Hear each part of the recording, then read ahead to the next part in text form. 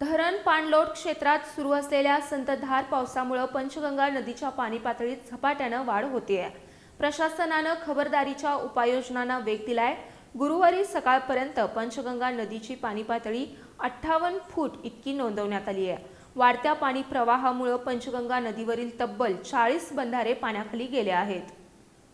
पंचगंगा नदीच्या पाणी पातळीत सातत्याने वाढ होत असल्याने इचलकरंजी महानगरपालिकेच्या वतीने पंचगंगा नदीवर लहान पूल बुधवारी वाहतुकीसाठी बंद करण्यात आलाय।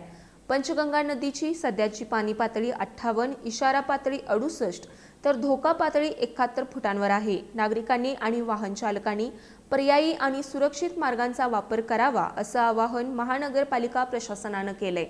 पंचगंगा नदीच्या वाढत्या प्रवाहाच्या पार्श्वभूमीवर नदीकाठच्या परिसरात विशेष सतर्कता बाळगण्यात येतेय।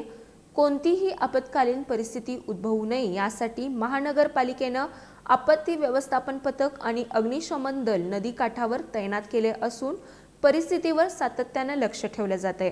प्रशासनाने नदीकाठी अनावश्यक गर्दी करू नये, पूरस्थिती पाहण्यासाठी धोकादायक ठिकाणी जाऊ नये तसंच प्रशासनाच्या सूचनांचं पालन करण्याचं आवाहन नागरिकांना केले।